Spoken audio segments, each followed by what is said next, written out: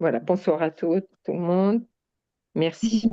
Merci, Rab, de nous donner de votre temps. Vraiment, merci beaucoup. Avec plaisir, c'est mieux comme ça. Voilà, vous me dites que le top départ. C'est bon, vous pouvez y aller. Très bien. Eh ben, tout d'abord, Lumière. Shavua Tov, Chodesh Tov, Bezrat Hashem, que ce mois de Shvat, ça soit un mois où, comme les Rachetevot de Shvat, Shenishma, Besorot Tovot, Shin, Bet, Tet, Shenishma, Besorot Tovot, qu'on attende des bonnes nouvelles, Bezrat Hashem. Et particulièrement puisque nous sommes rentrés dans le mois de Shvat, qui est le mois dans lequel nous allons marquer deux journées très importantes, le Yud Shvat, le 10 Shvat et le Yud Aleph Shvat, le 11 Shvat.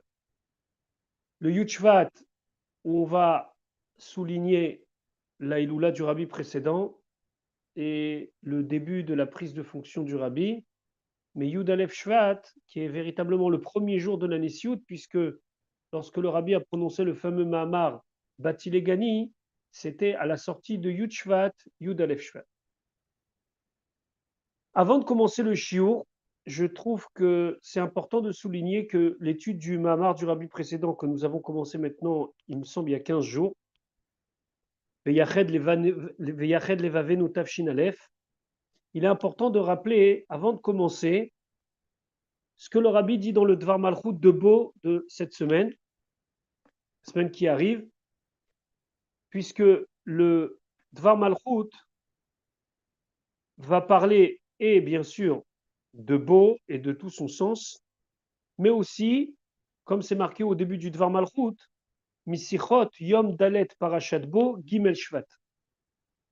Et aussi de Shabbat Parashat Bo Vav Shvat. Le Rabbi a prononcé une sikha le mercredi de Parashat Bo qui était le 3 Shvat. Donc une semaine avant Yud Shvat, Tafshin Nun Bet 1992. Le Rabbi d'expliquer que, a priori, concernant le Rabbi précédent, on peut se poser une question. Et d'ailleurs, cette question se sont posées même les médecins du Rabbi précédent. Quelle était la question? Le Rabbi précédent, son travail sur cette terre, c'était de diffuser la Torah, les mitzvot, la chassidut. Et ça passait par le fait qu'il devait communiquer, parler, exprimer de manière claire, avec sa bouche, ce qu'il attendait de ses chassidim, mais en général ce qu'il attendait du clan Israël, puisqu'on sait combien le Rabbi précédent, il s'est investi sur d'autres combats et pas seulement sur la chassidut rabbad en tant que rabbi qui s'occupe de ses chassidim, mais on s'attendrait que le rabbi précédent, dont la force était principalement dans la parole, puisse s'exprimer clairement et nettement pour que l'on puisse apprendre et comprendre de lui. Mais on sait très bien que le rabbi précédent, les dernières années de sa vie sur cette terre, de sa vie matérielle, le rabbi précédent ne pouvait plus s'exprimer par la parole. Il ne s'exprimait que à l'écrit ou bien pour ceux qui arrivaient à le comprendre, par quelques exceptions, ils étaient très peu à le comprendre, mais il ne s'adressait plus de manière publique avec des grands discours avec lesquels il utilisait sa parole. Le rabbi précédent demandait à ce qu'on prépare des Mahamarim, qu'il corrigeait et qu'il demandait à ce qu'on diffuse, et les chassidim étudiaient les Mahamarim que le rabbi précédent avait préparés parce qu'il ne pouvait plus dire des Mahamarim avec sa bouche. Pourquoi on a un Mahamar Batilegani Tafshin Yud du rabbi précédent? Parce que pour le Shabbat Parashat Bo 5710 1950, le rabbi précédent avait préparé un Mahamar qui commençait par Batilegani. Il avait demandé à ce qu'on l'imprime, d'ailleurs c'était le rabbi qui était responsable de ça, donc il ne s'exprimait plus à l'oral. Et le rabbi exprimait la question que tout le monde se posait à l'époque, et le rabbi dit même ses médecins, comment est-ce possible que celui qui est là pour communiquer par la bouche ne puisse pas utiliser sa bouche? Ce qui fait référence à Moshe Rabbeinu, qui lui aussi était chvat peu chvat lachon, il était bégayant, il n'arrivait pas à bien parler, mais Akadosh Baruch Hu lui a donné à Aaron que Aaron c'était celui qui était son porte-parole, dans le sens simple du terme, qui portait la parole de Moshe Rabbeinu. Le rabbi dit que notre mission à nous, c'est de compléter le manque de dibour qui existe chez le rabbi précédent. C'est-à-dire que le rabbi précédent ne pouvait plus s'exprimer. On parle avant Yud Shvat, les années avant Yud Shvat, les dernières années quand il était aux États-Unis, il était très diminué physiquement. Mais puisqu'il manque dans le dibour du rabbi précédent, c'est à nous de compléter en étudiant sa Torah et en parlant de sa Torah et en diffusant sa Torah à l'oral, de compléter le manque qu'il y a dans le dibour du rabbi précédent. Et là, le rabbi dit quelque chose qui, a priori, au moment où il le dit, on ne se doutait pas que ça allait avoir un impact tellement important pour nous, 7e génération, d'Orashvi, la génération du rabbi, puisqu'on est le 3 Shvat Tafshin Nunbet et le 27 Adar Rishon Tafshin Nunbet, on sait très bien que depuis, le rabbi n'a plus eu la possibilité de s'exprimer physiquement parlant avec sa bouche.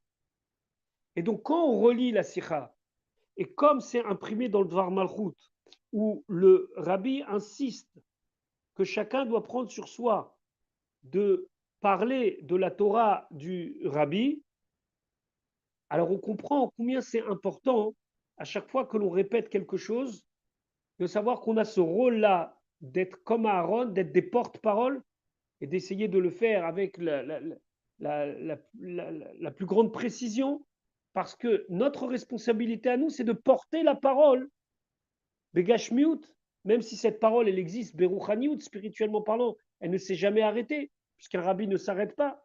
Mais en attendant, lorsque nous répétons les mots du rabbi, puisque physiquement parlant, on n'entend pas, alors nous sommes devenus les porte-paroles. Et c'est ce que le rabbi explique le 3 Shvat de l'année 5752, une semaine avant Yud Shvat. C'est une sikha que j'ai eu le mérite d'écouter. Et c'est une sikha où vraiment on sent que le rabbi, alors peut-être c'est une impression après coup, on sent que le rabbi il est en train de donner plus qu'un conseil, de donner un cadre à ce que si Chasé Shalom arrivera à un moment pareil, alors qu'on puisse être capable de le faire. Et c'est hyper important. Et c'est encore plus important dans ce mois de Shvat de prendre sur soi, comme le rabbi le dit à la fin du Dvar Malchut, du Nosafa dans le Limud Torah et particulièrement dans le Limud Torah de Chassidut et particulièrement Belimud Torato Shel Baal Eilulatso Vekium Oraotav, ce qui signifie pour nous, pas seulement bien sûr les Ma'amarim et les Sichot du rabbi précédent, mais les Ma'amarim et les Sichot de notre rabbi. C'est la raison pour laquelle, dans le monde entier, aujourd'hui, on étudie Bati Legani avec l'accent sur le paragraphe de cette année, qui est le 16e paragraphe, avec les mamarim du rabbi de Tafshin Chavav, de Tafshin Memvav, même si ce sont des mamarim pas faciles, mais c'est notre engagement à être ceux qui sont porte-parole, entre guillemets. Il ne faut pas oublier que porte-parole, ça ne signifie pas qu'il a une existence en lui, mais c'est simplement quelqu'un qui est là pour transmettre quelque chose qu'on lui a donné, et c'est pour ça qu'il faut le faire, comme le rabbi le disait, le plus proche possible de ce qui est du texte, sans essayer de sortir à droite et à gauche, et de rester dans le cadre de la sikha ou du mamar du rabbi précédent. Et par extension pour nous, pour le rabbi. Donc on va maintenant continuer l'étude du mamar V'yached Levavenu Tafshin Aleph. Pour celles qui n'étaient pas là au premier shiur, on va faire un petit résumé express. Ce mamar, il est dit en 1941, c'est pendant la guerre, et le rabbi précédent explique que lorsqu'on dit dans la tfila Veyached levaven ou leava ou l'ira shemecha, c'est une demande à réveiller en nous l'amour et la crainte qu'on a envers Akadosh Baruch Hu, et il avait développé qu'il y avait deux choses importantes à avoir, une mitzvah tassée, une mitzvah tassée, qui sont l'amour et la crainte de Dieu, et ça peut s'exprimer à travers la tfila. Très bien. Le rabbi précédent d'expliquer que l'impact, il est direct, puisqu'on sent que lorsque quelqu'un se donne un sujet rouchani, un sujet spirituel, il devient plus fin, il s'éloigne de la matérialité, de la grossièreté, et donc c'est beaucoup mieux pour lui. Tout ça, c'est dans le cadre où la personne prend conscience de l'importance de la tfila et il le fait correctement avec tout ce que ça demande, c'est-à-dire la préparation à la tfila et réfléchir à la tfila et apprendre la signification de la tfila. Ça change tout au tout. Dans la communauté où on va chaque Shabbat, qui est une communauté, on va dire, traditionnelle française, elle n'est pas consistoriale, mais elle est dans un mode consistoriel, on va dire comme ça, avec des gens qui viennent à pied, des gens qui viennent en voiture, etc. Le vendredi soir, j'ai initié que entre Mincha et Arvit, on fasse un petit morceau de la Tfila expliqué. Donc, Shabbat Bereshit, pour être plus exact, Shabbat Noir, j'ai commencé les Chadodi. On a fini les Chadodi, paragraphe après paragraphe, 5 minutes, 10 minutes. Et ce vendredi soir, on a commencé à expliquer simplement Shema Israël Hashem Elokeinu Hashem Echad, avec des pirouchim de Chassidut, des pirouchim de Halacha, etc., etc. Ça change complètement. Le schéma, il n'est pas le même. Pourtant, on n'a étudié qu'une phrase. C'est évident que quelqu'un qui veut un petit peu ressentir quelque chose dans la tefila, il ne peut pas faire l'impasse de comprendre ce qu'il est au moins en train de dire. Après, il va rajouter des pirouchim, il va rajouter des nigunim, il va s'arrêter, réfléchir avec le temps qui lui est imparti, la différence entre la semaine et le Shabbat, etc., etc. Mais la tefila, c'est un travail, c'est pas pour rien qu'on appelle ça avodat tefila. Maintenant, le rabbi précédent explique. Alors, j'avais initialement pensé que ce serait bien peut-être de préparer un PDF linéaire pour le prochain chiot. Je préparais ce PDF et je ne sais pas trop bien le faire, mais on m'a dit qu'on peut faire apparaître le texte en même temps qu'on parle. Donc, j'essaierai Blinéder pour la prochaine fois. Là, je ne peux pas vous montrer le texte tout de suite. Donc, je vais le lire et si vous voulez bien prêter attention aux mots, et on va expliquer. Le rabbi précédent dit, et c'est ce qu'on a étudié il y a 15 jours, chez Kolze ou Kacher, Oskim Beavodat Atfila, Beavodat Shebalev, pardon, Batfila. C'est quand on s'occupe du travail du cœur, c'est-à-dire qu'on met de la kavana et on met tout ce qu'il faut dans notre tfila, que ça s'appelle Avoda Shebalev. Sheaz, Ine, Mizdachechim, Midotav, alors là, nos midot, nos traits de caractère vont se raffiner, Vekium, Torah ou mitzvot, Ve'anagato ou Betov, et son accomplissement de Torah et de mitzvot, et la manière dont il va agir, vont s'améliorer. Ok, on était resté sur une note très positive il y a 15 jours. Mais là, le rabbi précédent continue et dit Aval ka'asher tfilato derech mitzvat anashim melumada. Mais quand la tfila, elle est d'une manière de mitzvat anashim melumada. Mitzvat anashim melumada, ce sont 3 mots clés qui ont été prononcés par le Navi Ishaya et qui dit mitzvat anashim melumada, c'est que les gens agissent par automatisme. Mitzvat anashim melumada, ça désigne la personne qui le matin se lève et machinalement dit les choses, dit les mots. C'est plus quelque chose qui va être de l'ordre d'une expérience qui va amener du ergesh, du sentiment, de la chayout, de la vitalité. Ça va être du domaine de l'automatisme. Mitzvat anashim melumada. Ou mitpalel bachatifa, et il prie vite, il avale les mots. C'est pas seulement qu'il ne réveille pas dans lui l'amour et la crainte, qu'il devait réfléchir à la grandeur de Dieu. Ça, on oublie. On parle même plus de ça. Et là, même les mots qu'il prononce, il les entend pas. Il comprend pas ce qu'il dit. Machinalement. Une fois, il y a un chassid qui a dit que lorsque je fais la bracha sur une pomme, c'est pas sur la pomme que je fais la bracha. Je fais la bracha sur Hachem qui m'a donné la pomme. Des fois, on voit des gens qui ont un très très bon plat qui arrive et on va dire on est tellement excité de manger ce plat, cette pizza, cette challah, peu importe, qu'on oublie que quand on dit on ne parle pas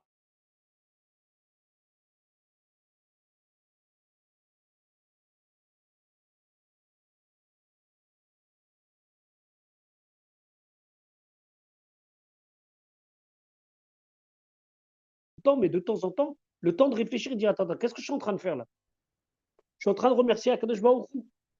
Chez Hakon, il y a Abidvaro, que tout a été par sa parole. Prends du temps et dis bien les choses.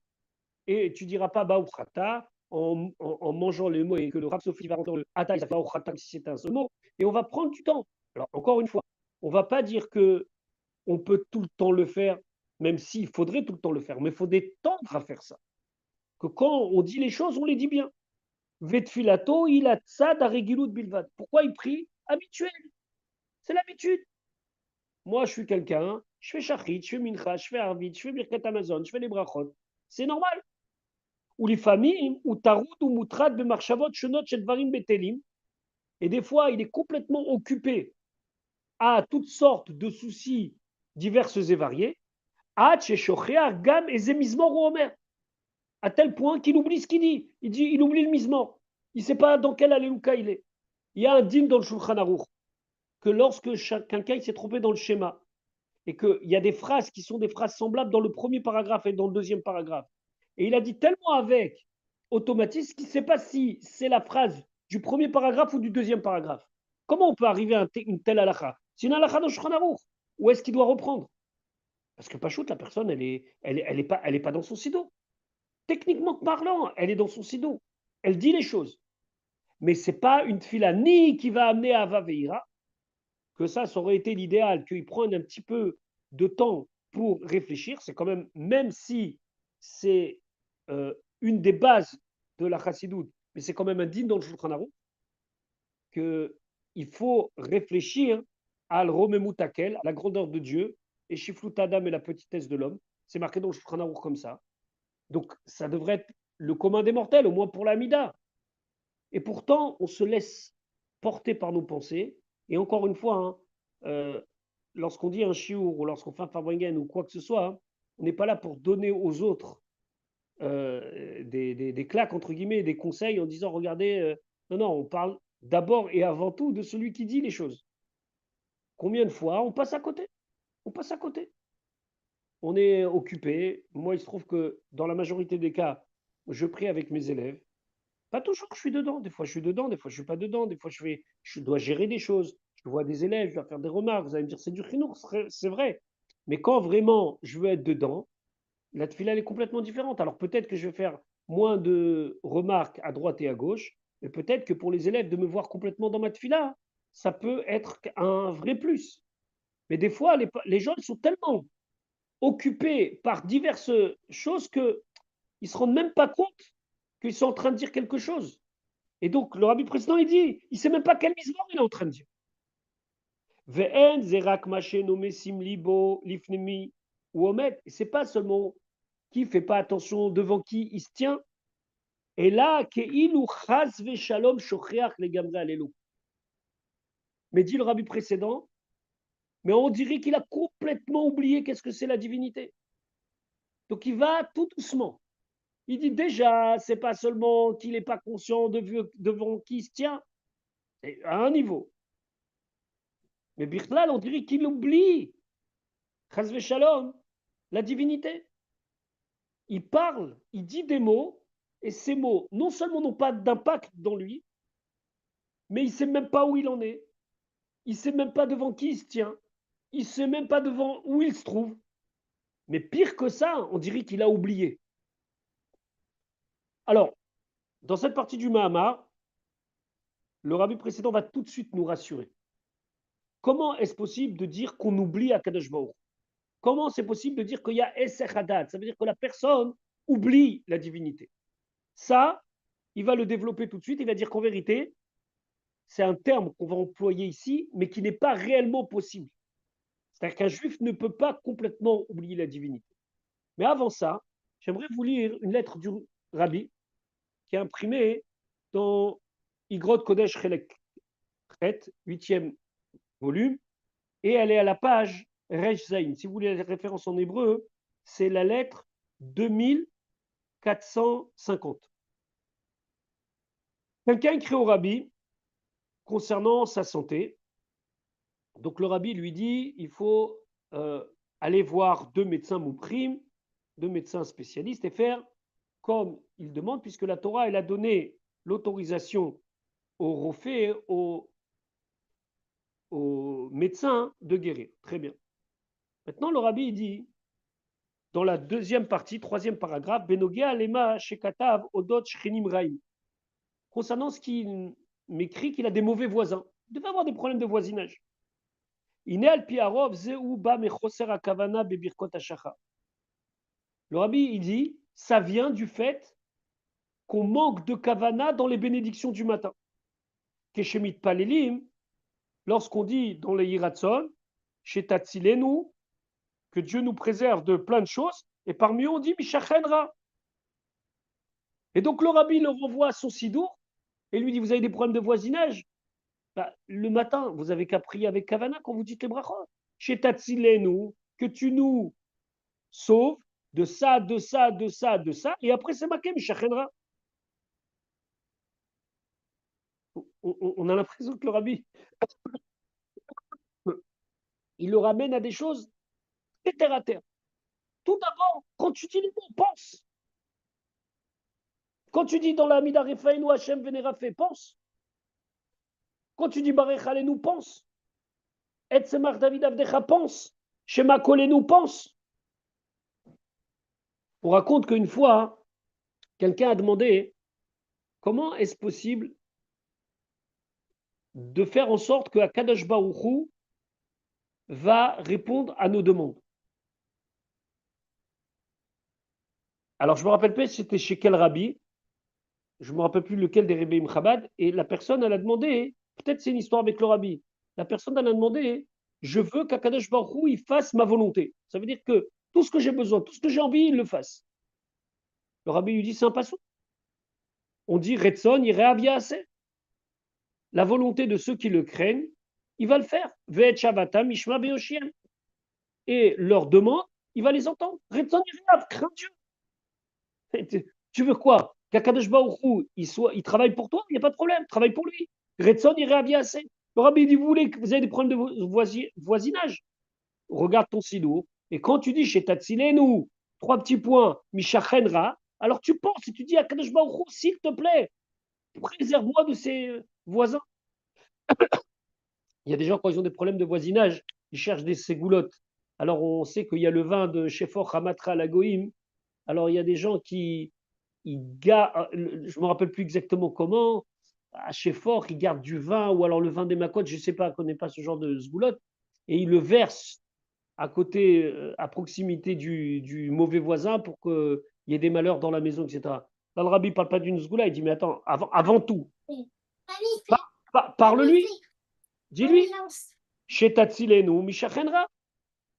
Et après, le rabbi rajoute, Ve'aika, Keshen Mishtadlin Karaoui Beanogea la Shachenra Shebelev Adam, ou Ayetzara. Mais principalement, qu'est-ce qu'il en est avec votre mauvais voisin qui est dans votre cœur? C'est le Yetzerara. Vous aussi, vous avez un mauvais voisin à l'intérieur de vous. Et vous ne vous en souciez pas autant que votre mauvais voisin qui habite sur le même palier que vous, ou au-dessus, ou en dessous. Ou Bimele, dit le rabbi, Keshemosifim, Bishne Aïnianim, quand tu vas rajouter sur les deux sujets, c'est-à-dire dire les mots avec Kavana, chez Tatsilen ou Mishachenra, et que tu vas aussi t'occuper de ton mauvais voisin, de ton Yetzerara, alors Akadosh Baruch Hu, il va agir avec toi, Mida Keneged Mida. Il va agir à la même manière. Et là, chez Kama Peamim, Kacha, seulement Dieu, il va rajouter beaucoup plus que toi ce que tu lui as donné. Le rabbi ici, dans cette lettre qui nous parle de ça, après le rabbi lui demande d'autres choses, pour les problèmes de voisinage. Qu'est-ce que le rabbi dit? Pense. Tu dis Birkot HaShachar. Pense. Pense. Dis les mots en pensant.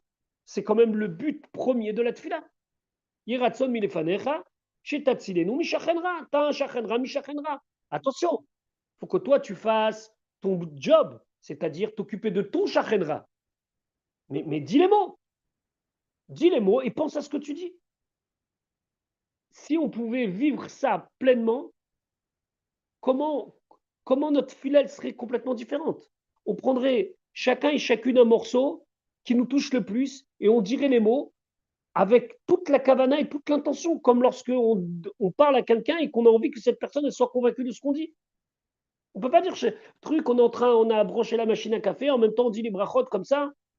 Et tu es en train de demander quelque chose devant Akadosh Baruch Hu. Et après, tu me dis pourquoi j'ai des problèmes de voisinage. Demande-lui. Et occupe-toi d'abord de ton chakhendra à toi. Tu verras que ça va faire. Donc ça, c'est pour l'impact des mots. Combien il faut faire attention quand on dit bien les mots de la tefila. Maintenant, on revient à ce sujet-là où le rabbi précédent, il dit qu'en faisant la tefila de manière technique, non seulement ça n'a pas d'impact dans notre amour d'Hachem et notre crainte de Dieu, non seulement ça n'a pas d'impact et qu'on se demande que des fois, comment est-ce possible qu'il ne sait même pas les mots qu'il a dit, il ne sait même pas où est-ce qu'il est dans la tefila, et qu'on a l'impression qu'il ne sait même pas devant qui il se tient, ou pire que ça, on a l'impression qu'il a oublié devant qui il se tient. Shocheach legamre alelokut. Vous imaginez, c'est-à-dire que le rabbi précédent, il parle à un public de gens qui prient. Il ne parle pas à un public de gens qui ne prient pas. Il nous parle à nous. Tu es à la choule, tu es en talité de filine. Tu es là, mais tu es shocheach legamre alelokut. Tu as complètement oublié la divinité. Mais j'ai talit, j'ai filine, qu'est-ce que tu veux? Tu as oublié. Ça nous aurait arrangé de dire non, il parle de celui qui ne vient pas à Shacharit. Non, il ne parle pas de lui. Il parle de nous. Nous qui venons et qui prions. Nous qui disons des psukim de Télim. Est-ce que tu les dis en ayant conscience de ce que tu fais ou tu les dis par mécanisme et donc tu peux arriver à oublier Elokut. Maintenant, le rabbi précédent il dit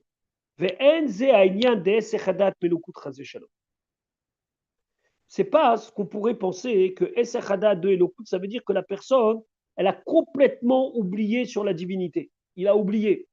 Il n'y a pas. Il ne sait plus. Esachadat. Il a enlevé sa pensée. Il n'y pense pas et il ne sait même plus si ça existe. Non. Debeish Israël eno shayach ha'inyan de esachadat chazve shalom melukut.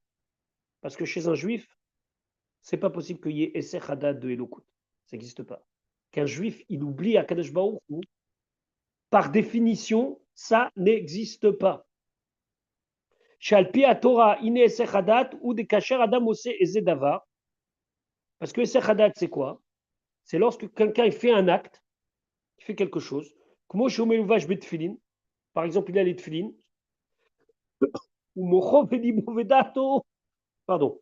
Ou mocho velibo vedato trudim v'tkuim b'inyan achar. Mais sa tête, elle est ailleurs. C'est-à-dire qu'il a des boîtes qui s'appellent les tefilin sur lui. Il a des nanières. Il a un sidour. Il y a des pages dans ce sidour. Mais il n'est pas là, le monsieur. Il y a une fameuse blague qui dit qu'une fois, il y a un rave qui a appelé un des fidèles de sa synagogue qui lui a dit n'oublie pas que lundi prochain, tu dois monter à la Torah pour faire le gomel. Il dit mais pourquoi? Mais je n'ai pas voyagé. Je dis si. Là, aujourd'hui, pendant ta tefila, tu as voyagé. Ta tête, elle est partie, elle a fait le tour du monde. Il a pensé aux vacances, il a pensé à ça, il a pensé à ça. Il a pris l'avion, il a pris le train, il a pris. Enfin, bien sûr, c'est une manière de dire. Tu n'étais pas là. Veshoalim oto ma'u al roshecha val yadecha. Et on peut lui demander, mais qu'est-ce que tu as sur la tête et qu'est-ce que tu as sur les mains là? À quoi ça rime? Ou mipne tirdato eno meshiv miyad. Et au bout d'un moment, ah oui, c'est vrai, je mets les tefilin. Ah oui, c'est vrai. Ah, bien, c'est bien que tu m'aies rappelé. Il a le boîtier là, il a les tefilin, la confondu Rashi ou Rabbenoutam. Des fois, machinalement, il prend d'abord celui de la tête avant celui de la main. Après, il ne sait plus qu'il faut mettre, qu'est-ce qu'il ne faut pas. Bref. D'où ça vient ça? Ça, c'est Khadat. C'est pas que Chazvé Shalom, il a oublié les tefilin. Il a oublié qu'il avait les tefilin sur lui. Il a oublié qu'il est en train de faire la tefila. Donc, des beofan kazé, be'esechadat minyane elokut eno shayach be'Israël. Mais oublier la divinité, c'est pas shayach. Ki becholet ou bechol zman, shem shamaim shagur befikol. Parce que c'est quelque chose qui a été surtout souligné par le Baal Shem Tov, que dans chaque endroit et dans chaque instant, on sent qu'une personne, lorsqu'on lui parle, il a Shem Shamaim Shagur Befiv. Shem Shamaim Shagur Befiv, c'est Baruch Hashem, Mirza Hashem. Ça, c'est un autre extrait d'Amamar du rabbi précédent qu'il amène ici en bas, qui dit que on voit que chez les Neshou Bnot Israël, chez les enfants, lorsqu'on leur demande quelque chose, ils répondent toujours Bezrat Hashem et Mirza Hashem. Je fais une parenthèse. C'est un grand chidouche du Baal Shem Tov. il y a encore dans beaucoup de milieux, même des milieux qui sont des milieux froum, où la notion de Baruch Hashem, elle n'est pas encore acquise. Vous allez me dire comment c'est possible? Oui, on peut le matin dire à un enfant comment ça va, un enfant qui grandit dans une famille où il accomplit Torah Mitzvot, etc. Il répond ça va. On est obligé de dire Baruch Hashem. Tu vas en vacances? Ouais, on part demain. Imirtza Hashem. Le fait que le Baruch Hashem et le Imirtza Hashem, il soit chagour, béfi, ça montre qu'on n'oublie pas Elokut. Il y a un phénomène aujourd'hui en Eretz Israël, surtout après le 7 octobre, où il y a toutes sortes de gens qui se rapprochent d'Akadosh Baruch Hu, mais pas toujours avec la kippa, pas toujours avec une action qui va directement le mettre dans la cage de le Baal Tshuva. Alors il va avoir la kippa, mais il ne va pas avoir les tzitzit, ou alors il y a un autre phénomène de beaucoup qui mettent les tzitzit, mais qui ne mettent pas la kippa. Shem Shamaim Shagour Befib, ils vont dire Baruch Hashem, et ça va être des chanteurs qui après vont chanter des choses qui ne sont pas du tout des choses de Gdusha, et avoir eux-mêmes une vie qui n'est pas une vie de Gdusha dans leur manière de s'habiller et de vivre, etc. etc. Mais Shem Shamaim Shagour Befib. Aujourd'hui, vous voyez, Abba Toda, les gens disent Papa, merci, Abba, Abba, Abba. Il y a des chanteurs qui sont des chanteurs pas du tout religieux, qui chantent leur amour pour Hachem, Shema Israël. Et parce que ça, hein, ça montre qu'il ne peut pas y avoir de Essechadat, il ne peut pas y avoir de coupure entre le juif et l'Okut. Il peut y avoir un moment où il ne se rend plus compte de ce qu'il fait. Et là, le rabbi précédent, il parlait sûrement et principalement de ceux qui pratiquaient, mais qui n'avaient plus du tout de conscience de leur pratique. Que c'était devenu vraiment quelque chose comme si on se disait, bon, bah, faut le faire. Mais plus généralement, ce principe-là, qu'il n'y a pas de personne dans le Ham Israël qui est déconnecté et qui oublie Elokut. Il peut s'éloigner d'Elokut. Il peut même aller contre Elokut. On peut être contre, on peut être pour, mais on ne peut pas être sans Elokut. Ça n'existe pas. Alors comment ça se fait qu'on peut voir chez des gens qu'il n'y a plus cette notion de Elokut? Chez Gam, Apachot, chez Pechutim, chez Israël ou Mekouchal Elokut. Le Rabbi Christin dit, même la personne la plus simple, elle est attachée à Elokut. Et là, chez UBLM Meod, seulement, hein, c'est très caché chez lui, c'est très enfoui chez lui. J'ai un fidèle, entre guillemets, qui vient que le vendredi soir. Je n'ai pas tellement de kécher avec lui.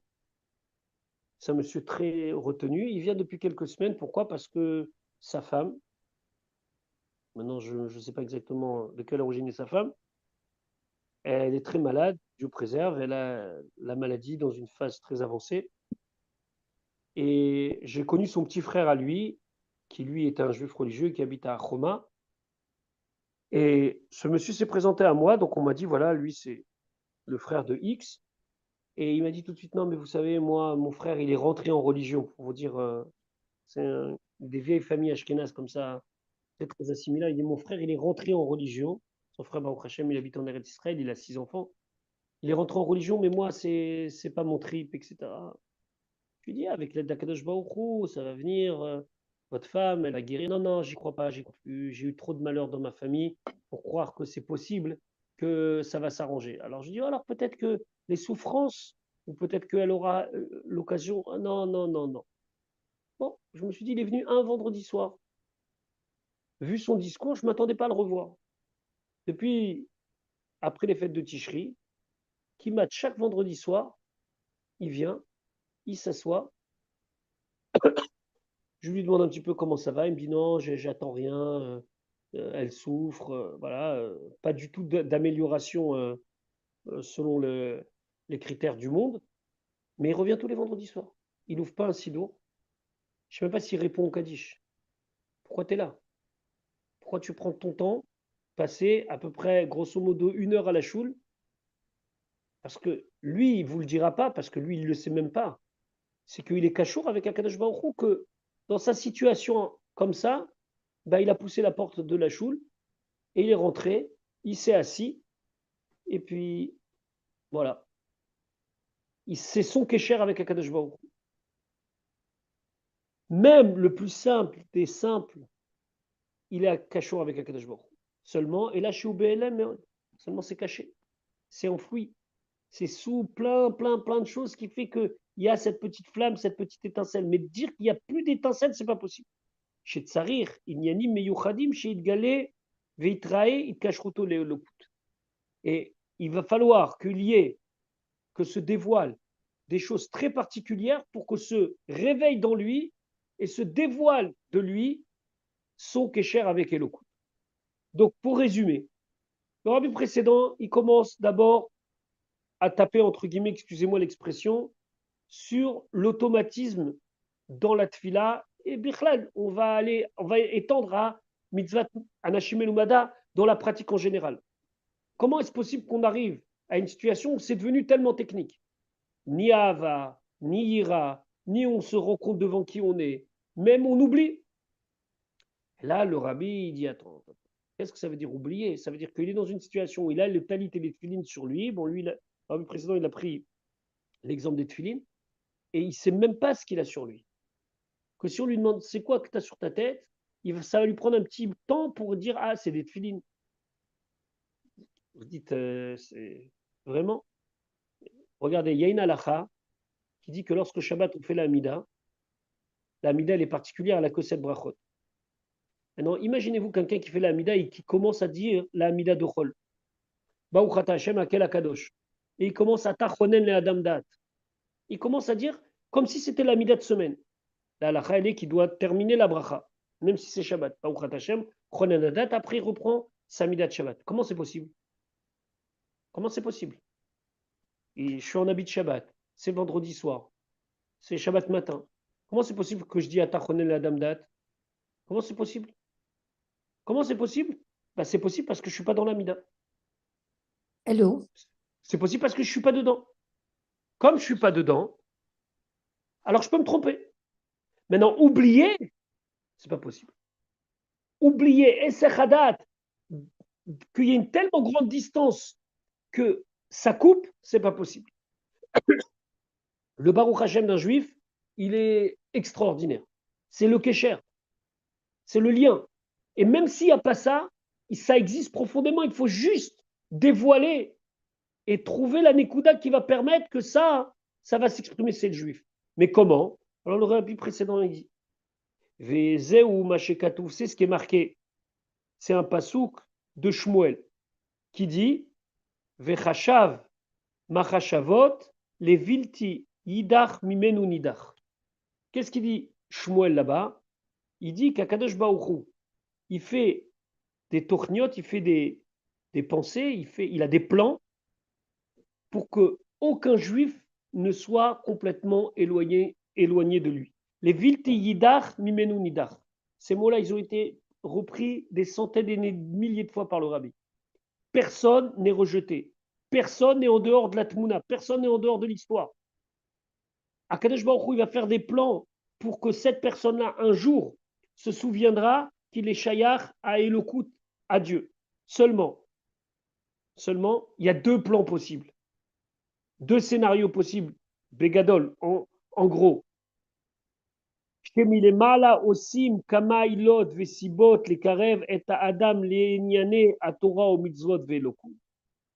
de là-haut, on va mettre en place toutes sortes de plans et de conséquences et de raisons pour que la personne elle se réveille au Nyanim de Torah, au Mitzvot et de Elokut. Mais le Rabbi Prisson dit il y a deux voies générales. Aleph, la première, Aliédé Kirouf Behashpa Meruba. Akadosh Baruch Hu lui donne énormément et la personne elle se rapproche. Merci Hachem. Un jour, il va avoir une tonne de brachot, begashmiut, matériellement parlant. Et la personne a dit, mais à qui je dois tout ça? Dieu. Il faut que je me renforce. Il est tellement gentil avec moi hein, que je ne peux pas me contenter de ce que je fais. Il faut que je me renforce. Ça, c'est le premier plan. Et c'est celui qu'on souhaite, Betov Aniri Vaniglé. Akadosh Baruch Hu n'agisse avec nous que dans du bien invisible et dévoilé. Deuxième plan, Ve'abet, Aliédé Bitouche Chas Veshalom, par le fait qu'Akadosh Baruch Hu casse la personne. chas v'shalom, Erichouk, qui lui montre de l'éloignement. Par cela aussi, il peut arriver que la personne elle se réveille à Elokut. Chez Maskir Shem Shamaim, tout d'un coup il se souvient. Waouh! Aïe Hachem. Vous m'excusez de prendre toujours des exemples de mon travail, de ma shlichut, mais j'ai un monsieur, un fidèle de la choule, vraiment un des plus fidèles de la choule, qui vendredi soir arrive à la choule ce Shabbat et il est arrivé un petit peu en retard et c'était le moment du Kaddish et donc il s'approche pour dire Kaddish et là il est pris de sanglots. Bon, tout le monde se regarde, personne ne sait ce qui lui est arrivé. Et là il s'approche de moi, il me dit écoute Michael, ce matin j'ai perdu ma sœur. Ouah, je lui dis ah bon, Diana Emet, etc. Je lui dis mais elle était malade? Non, elle n'était pas malade, c'était sa grande sœur, 80 et quelques années. Bon, je lui dis mais quand je vous ai vu comme ça, j'ai eu peur parce que il avait une belle-sœur qui est malade aussi, pour qui on fait tout le temps refouach les mains. Il me fait ah, ne parlez pas de ma belle-sœur en Israël, elle aussi c'est bientôt fini. Je dis bon, écoutez, chaque chose en son temps, chaque dossier. Déjà, on va gérer le deuil de votre sœur. Ne pensez pas mal. Tout Shabbat, il n'était pas bien, il n'était pas bien, il n'était pas bien. Et en plus, il y a plein de dynimes parce que l'enterrement n'aura lieu que mercredi. Bref, Motzei Shabbat, le temps que je rentre de ma petite banlieue là-bas, j'arrive à Paris, il essaye de m'appeler et je suis en voiture, j'évite de prendre le téléphone. Donc le temps que je rentre à la maison, j'ai oublié de le rappeler. Et il m'a juste envoyé un petit message en me disant quand est-ce qu'aura lieu l'enterrement de sa sœur. Très bien, c'est même pas sûr qu'il est mignon, donc il faut mobiliser maintenant du monde. Et ce matin, je l'appelle. Je lui dis excusez, je suis désolé, j'ai été pris, j'étais à l'école déjà, j'étais à la récréation, et je lui dis bon, j'ai vu mercredi, il me fait non, mais vous savez pas ce qui s'est passé. Shabbat soir, en Israël, à Ashdod, je crois, sa belle-sœur, elle est nifteret. Et donc là, il a perdu sa sœur, et son frère, il a perdu sa femme, et son frère, lui aussi, il est malade. Et là, il me dit, les sanglots dans la voix, qu'est-ce que Hachem il veut de moi? J'aurais pu lui faire toute une liste de choses qu'il a arrangées. Je lui dis, monsieur, moi, je ne suis pas à la place du bon Dieu, qu'est-ce que Hachem il veut de vous? D'où moi, je sais qu'est-ce que Hachem il veut de vous. Pourquoi il me punit? Moi, un discours très dur comme ça. Je lui dis, oh, arrêtez de parler de punition, pas de punition. On n'en est pas là maintenant. Ce qu'il faut se mobiliser, c'est pour les Ilou Nishmat des personnes qui sont quittées ce monde et surtout d'être fort pour votre frère parce que votre frère aussi il est malade et si vous sent flancher, c'est un couple qui n'a pas eu d'enfant. Bref, je lui remonte et il me dit bon, merci beaucoup Michael, merci beaucoup Michael, merci beaucoup Michael. Lui, il est dans la deuxième phase du bitouche. Tout de suite, il s'est souvenu, Shem Shamaim. Tout de suite, il s'est souvenu, Hachem. Qu'est-ce qui se passe? Je dois faire l'enterrement de ma belle-sœur, l'enterrement de ma sœur, soutenir mon frère. Ah ouais. Maintenant, c'est sûr qu'il y a des choses qu'il peut arranger. Mais ça, c'est lui avec Akadosh Baruch Hu, parce que son lien avec Akadosh Baruch Hu aujourd'hui, il passe par un bitouche. Par Akadosh Baruch Hu lui dit, tu veux prendre du temps pour te souvenir de moi, alors prends-le. Parce que la situation n'est pas rose. Et il lui a envoyé cette épreuve. Il y en a d'autres qui vont rentrer à la choule. J'ai pas eu encore ce cas-là. Et qu'on va voir très bien. Et qui vont dire aïe, aïe, aïe, combien il est gentil Hachem. Je n'avais pas de travail. Hachem, il m'a fait trop du travail. Maintenant, Baruch Hachem, j'ai une grande parnassa, etc. C'est le premier derrière. On souhaite toujours qu'Akadosh Baruch Hu se rappelle à nous par le premier derrière et pas par le deuxième derrière. Par la première façon. Celle de la façon où Dieu, il nous comble de ses faveurs pour qu'on puisse lui dire merci papa. Mais si Chazé Shalom, ça doit arriver la deuxième situation, celle de Bitouche, c'est aussi un moyen d'atteindre et de faire une connexion entre l'homme et Elokut. L'Iyot, le rabbi précédent, il dit des klaloutinianes sechadat Chazé Shalom Elokut enoshayar beyem misheyem Israël. Mais il faut s'enlever de la tête.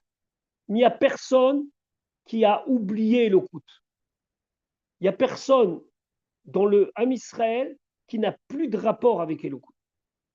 Vous avez des gens qui vont vous dire la religion et le Shabbat et le machin. Mais si, qu'est-ce que ça te dérange tellement? Si c'est n'importe quoi, alors pourquoi tu t'énerves tellement? Pourquoi tu es tellement, oui, ouais, truc, machin, parce que c'est important pour toi. Qu'on ne soit pas au niveau, c'est une chose.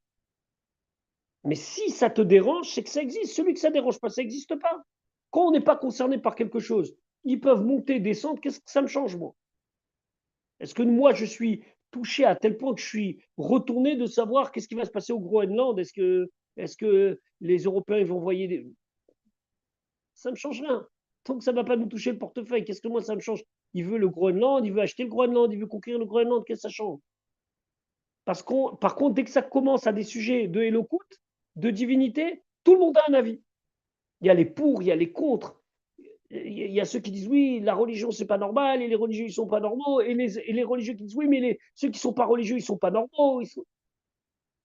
Vous voyez ici qu'il ne peut pas y avoir une vie sans Kesher avec Elokut.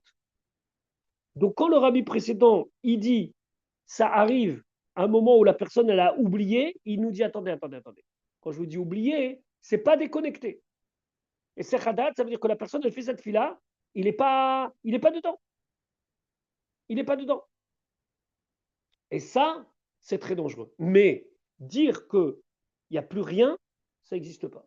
Et c'est ce qui finit dans le premier paragraphe, qui av echad lekulanu, car on a tous le même père, c'est un pasouk de Malachi, mitzad neshama par rapport à la neshama. Donc pour résumer ce qu'on a dit, le rabbi précédent, il a commencé aujourd'hui par nous dire attendez.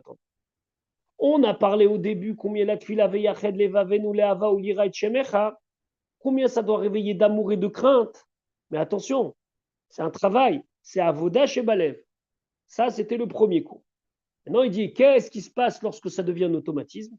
Lorsque ça devient un automatisme, ça n'a aucun impact sur notre amour et notre crainte de Dieu. Lorsque ça devient un automatisme, on peut arriver à dire des mots sans même savoir qu'est-ce qu'on est en train de dire et où est-ce que c'est marqué ce qu'on est en train de dire. On se confond dans les pages du Sido.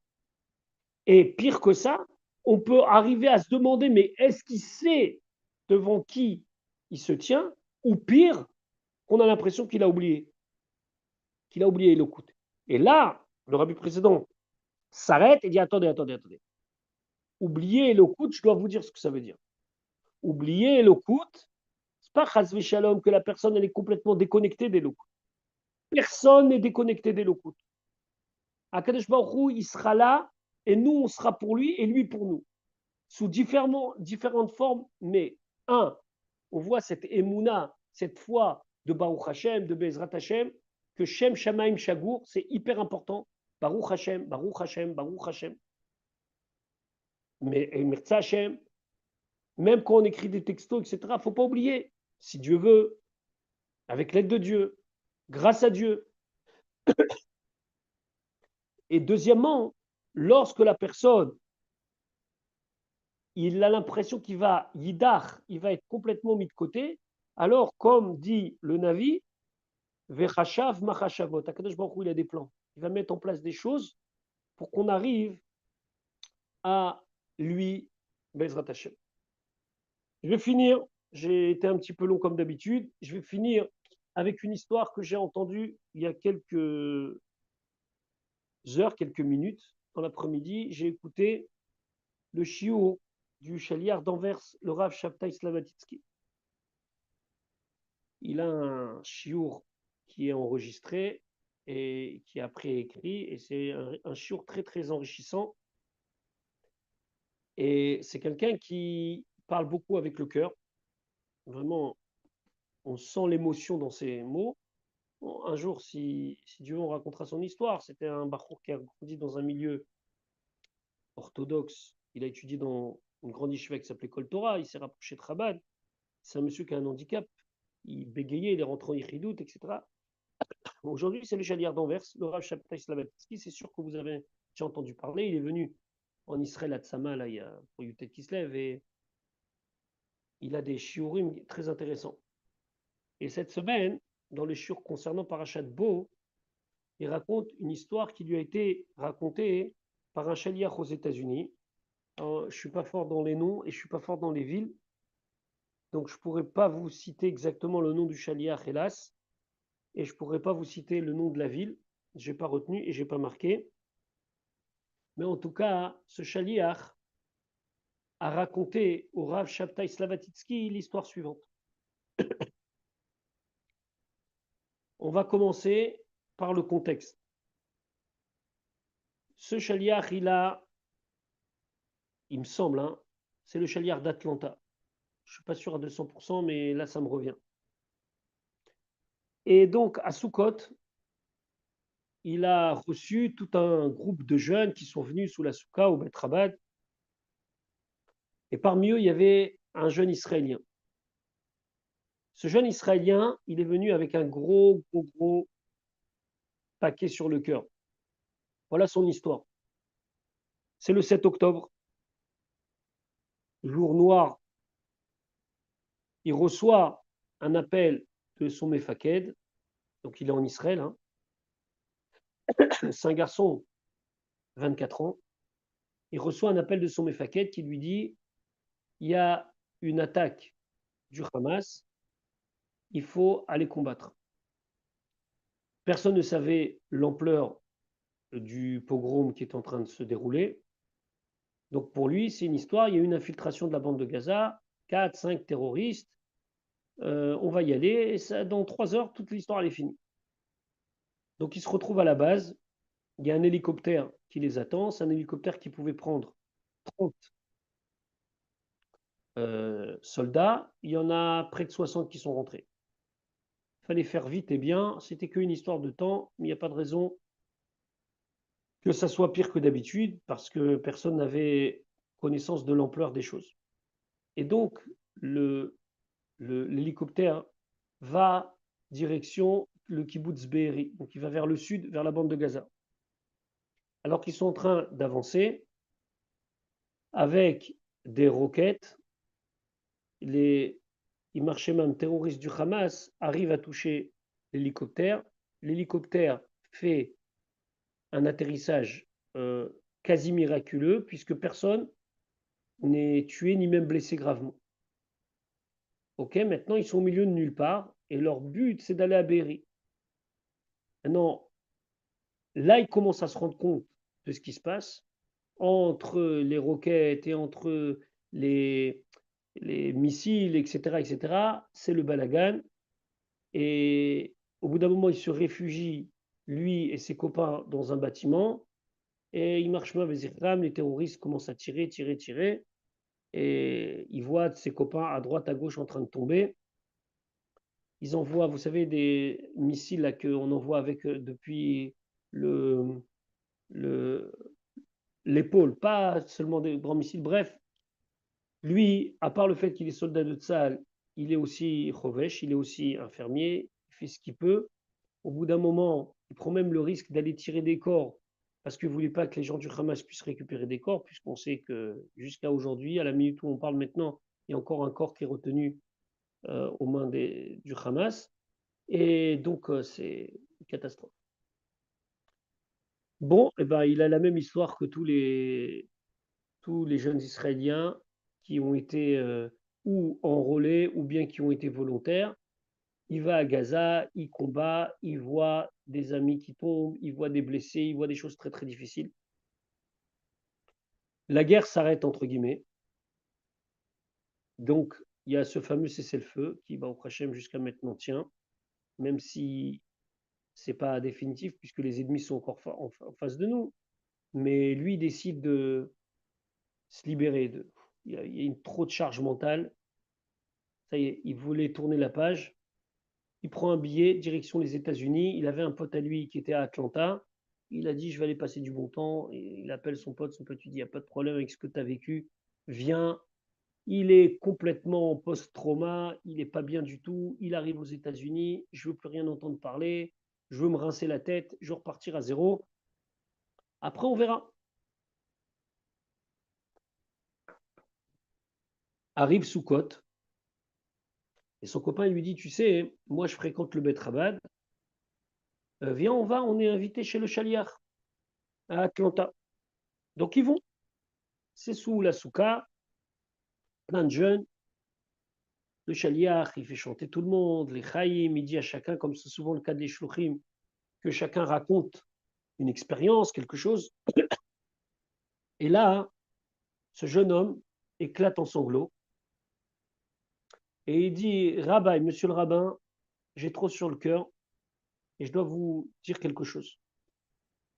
Je viens d'une famille dite massorati, traditionnelle. J'ai grandi avec quelques notions de Torah mitzvot et j'ai jamais arrêté de mettre les tefilines dans ma vie. Même si je faisais pas toujours les choses que la Torah elle permet, mais tefilines, j'ai jamais arrêté. Lorsqu'est arrivé ce qui est arrivé au 7 octobre, un jour, pendant une de mes permissions de rage, j'ai pris un marteau et j'ai détruit mes tefilines. J'ai tapé jusqu'à qu'il se casse. Et j'ai dit à Kadosh Baruch Hu, je veux plus rien. Oublie-moi. De rage, j'ai tapé, j'ai tapé, j'ai tapé. Il raconte ça, je ne vous dis pas le blanc dans l'assemblée. Qu'est-ce que vous pouvez lui dire? Et là, il éclate en sanglots, il dit, Rabbi, qu'est-ce que je peux faire là? Où est-ce qu'on en est? Le Shaliach, il a dit que il a prié. Mamash, il a prié, mais quelques secondes, force de la tfila. Kadosh Baruch Hu lui mette les bons mots et les bonnes idées dans la tête. Qu'il trouve ce qu'il faut pour répondre. Le Shaliach, après, j'imagine, 1 ou 2 bonnes minutes de silence, peut-être même plus, il le regarde et il lui dit, tu sais, c'est pas la première fois que ça arrive, ce que tu as fait. Moshe Rabbeinu, le maître des maîtres, lorsqu'il a vu la faute du veau d'or, il a pris la décision de casser les louchot, de casser les tables de la loi. Il les a lâchées ou elles sont tombées selon les différentes interprétations. Il a cassé les louchot. Comment c'est possible que Moshe Rabbeinu, au bas mot, laisse échapper de sa main et, si on va dans le pshat, jette les louchot, casse les louchot, qui étaient Maaseh Elohim, qui était écrit par Dieu lui-même. Il faut attendre le dernier Rashi de la Torah, lorsque, à la fin du livre de Dvarim, on lit la Torah, c'est marqué, voici tout ce que Moshe Rabbeinu il a fait, l'aîné Kol Israël. Et Rashi dit, de quoi on parle ici? On parle du fait qu'il ait cassé les louchot. Et les mots de Rashi, allez voir le Rashi, il est très intéressant. Rashi dit que Akadosh Baruch Hu il a dit à Moshe Rabbeinu, Yesher kochacha sheshivarta. Yesher koach. T'as eu une bonne initiative. C'est une Gemara dans ma Masechet Brachot. T'as fait ce qu'il y avait à faire. Maintenant, Shaliach il dit, mais qu'est-ce qui a motivé Moshe Rabbeinu? Moshe Rabbeinu, ce qui l'a motivé, explique le Shliach, c'est que lorsqu'il a vu qu'il te tenait dans les mains la preuve qui serait la preuve accusatrice des Bnei Israël, puisque la Torah, c'était un engagement à ce qu'on n'allait pas suivre la Avodazara, et c'est ce qui était marqué dans le 2e commandement, et que les Bnei Israël, en tout cas une partie d'entre eux, s'étaient égarés. Moshe Rabbeinu, par amour pour le peuple d'Hachem, il a préféré se débarrasser de la preuve qui pourrait être une preuve accusante pour que les Bnei Israël ne soient pas attaqués, détruits par Akadosh Baruch. Et quel est le sens, dit le Shaliach, de Yesher Kochacha Sheshivarta? Bravo d'avoir pris l'initiative de casser, et c'est les sichot du Rabbi, c'est qu'Akadosh Baruch Hu, il a dit, j'apprécie que tu as fait passer l'amour de mes enfants avant même ma relation avec toi. Le Shaliach, il dit au jeune garçon, ton geste, c'est pas un geste de révolte, de coupure, comme on dit ici dans le Mamar, Kiloïdar Menonidar, personne ne peut s'éloigner. C'est quand tu as vu les enfants d'Akadosh Baruch Hu dans cette situation, tu n'as pas supporté ça. Et donc tu t'es vengé, entre guillemets. Tu as passé ce sentiment de souffrance pour le Ham Israël, tu l'as passé sur tes tefilines. Mais tu t'es pas éloigné. Bien sûr que là, que tu as fait, c'est un acte qui n'est pas autorisé. C'est un acte grave. Cet acte grave, il était motivé par le fait que tu as dit à Hachem, mais regarde tes enfants. C'est insupportable. Alors je ne veux pas de relation avec toi. Parce que si tes enfants, ils sont comme ça, alors moi, je ne veux pas de relation avec toi. Le garçon, il se met à pleurer. Je pense que ce n'était pas le seul à pleurer là-bas. Le Shaliach, il a eu, mamash, une aide d'Akadosh Baruch Hu, une siyata d'Ishma extraordinaire.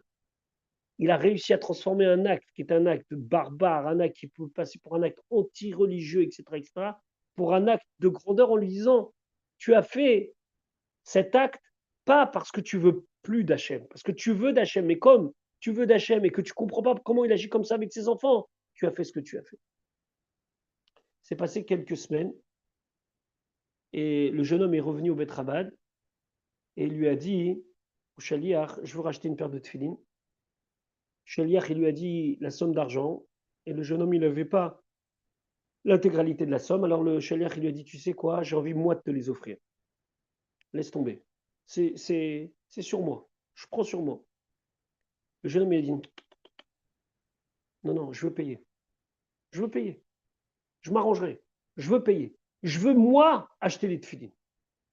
Parce que ces tefilines qui ont été, par le fait que je les ai cassés, cet acte où j'ai voulu m'attacher à Dieu de cette manière-là, je veux me réattacher à Dieu de l'autre manière en mettant mes tefilines tous les matins. Lo yidach mimenu nidach. Personne n'est en dehors de l'histoire. Tout le monde a sa place. Maintenant, revenons à nous. Souvent, chez les chassidim, on exprime des idées, et on dit aux gens des choses, ou on se dit à nous-mêmes des choses, qu'on a tellement l'habitude de dire, qu'on oublie que ça a une signification profonde. La sikha, là, je ne vais pas dire la plus emblématique, mais la sikha qui a débuté toute l'histoire de s'investir dans l'Inene Geoula Mashiach. Koach Nissan, 28 Nissan. Le rabbi dit, Asukol Acharbe Choltechem, faites tout ce qui est dans votre possibilité.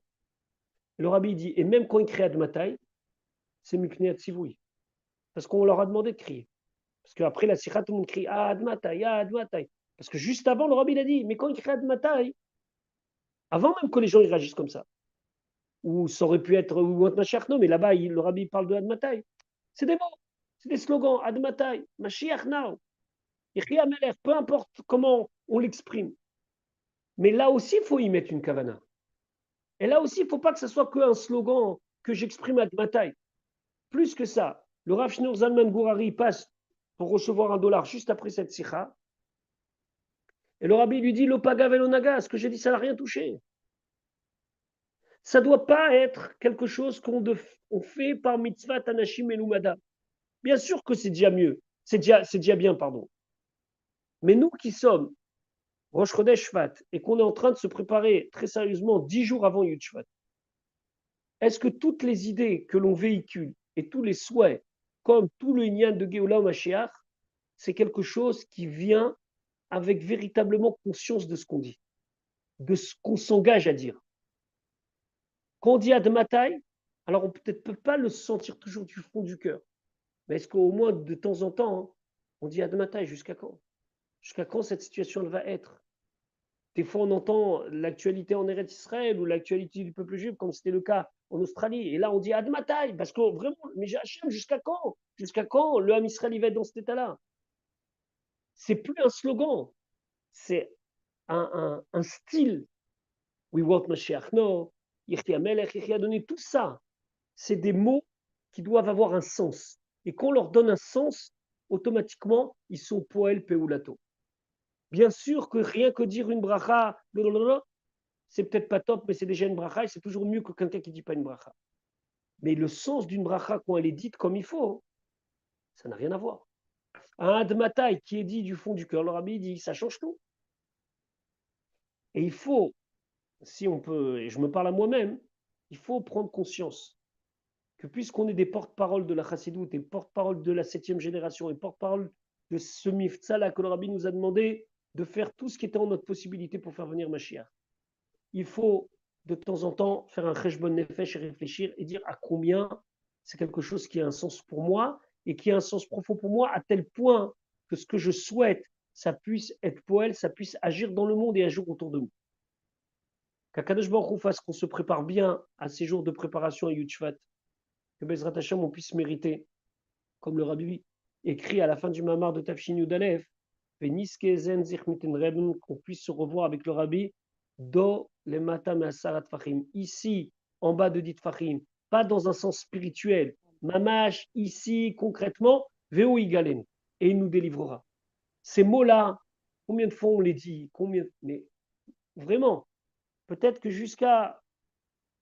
on va pas arriver à Yud-Shvat, mais jusqu'à l'Aïd Galout, jusqu'à que il y ait le dévoilement de Mashiach, on est vraiment mitkaven, qu'on ait le mérite de voir le Rabbi ici, les matam asarat fachim veu igalenu, et qu'on le dise avec toute la kavana, comme on dit veyached levavenu le'ava od yirat shemecha, comme on dit ashivenu Hashem elecha venashuva, ramène-nous vers chaque chose commence à avoir un sens, parce que ce que je dis, c'est quelque chose que je pense.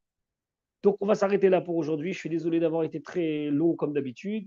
Bezrat Hashem, on continuera le Mahamar. J'espère d'ici là pouvoir fabriquer quelque chose qu'on pourra suivre en parallèle, ou tout au moins on aura la possibilité de réviser après dans les mots du Rabbi précédent. Je vous remercie pour votre attention. Amen. Merci à vous, vraiment extraordinaire. 1h10 de cours. C'était magnifique, Rav. Vraiment, merci. Merci C'était beaucoup. c'est tout le but de la création de cette midrasha, c'est d'essayer de, pas seulement dire Anmatai avec la bouche, mais de parler dessus, d'arriver à le ressentir et de le vivre vraiment concrètement. C'est intéressant ce que vous dites, parce que dans le Dvar Malchut de cette semaine, le Rabbi parle de l'étude. Exactement. Le Rabbi, il parle de combien ça doit être à travers l'étude qu'on peut arriver à concrétiser par la parole. En tout cas, bravo à vous. Alors, je ne me rappelle plus qui est la semaine prochaine, c'est le Rav Silam. Et peut-être, qui dit, si on arrive à dégager du temps, peut-être que dans 15 jours, on continuera le Mahamar. Et si on peut réviser d'ici là, toujours réviser, toujours apprendre, que ce qu'on apprend dans Chassidut, c'est quelque chose qui doit nous changer notre manière de voir les choses et notre manière de penser. C'est sûr qu'on ne peut pas faire la tfila comme on fait alors. C'est sûr que c'est une progression extraordinaire. Merci beaucoup. Merci beaucoup. Chodesh Tov, et que ça soit un mois de Shvat qui soit un mois de Géoula concrétisé ici. Amen. Amen. Bonne nouvelle. Merci beaucoup, Rabbeinu aussi. Merci beaucoup, cher Bonne nouvelle. Merci beaucoup. Les Orotovot. Merci beaucoup à tous, vraiment. Yechi a donné nous morenu verapenu melech hamashiach l'olam vaed. Évidemment, il manquait ça. Yechi a donné nous morenu verapenu melech hamashiach l'olam vaed. On attendait que tu le dises, Maryse. Donner nous morenu verapenu melech hamashiach l'olam vaed. Bon, voilà. En attendant, c'est vraiment un grand mérite qu'on a d'avoir des cours de cette qualité. C'est le programme de demain matin. Et que c'est sûr que ça nous fait progresser. Les tfilotes, elles ne sont plus jamais comme elles étaient avant. Bon, Hachem. Il a raison que quand même si on n'arrive pas à transformer tout, mais au moins un petit mot par-ci, un petit mot par-là. Mais c'était le Yom d'aujourd'hui. Le Yom d'aujourd'hui se finissait par ça, par l'importance de la tfila, par le cœur. Exactement. Exactement. Bravo. Merci beaucoup, Maryse. Merci beaucoup à toutes les femmes, cher Kohar. Chazak à vous toutes. Que des bonnes nouvelles et Bezrat Hashem à tout de suite au Beth Amikdash. Amen. Et on continue les tfilotes, on continue l'étude et Bezrat Hashem, on va y arriver très très vite. Ce soir. Amen. Rendez-vous tous ce soir au Beth Amikdash. Amen. Bonne soirée. Merci beaucoup, cher Kohar.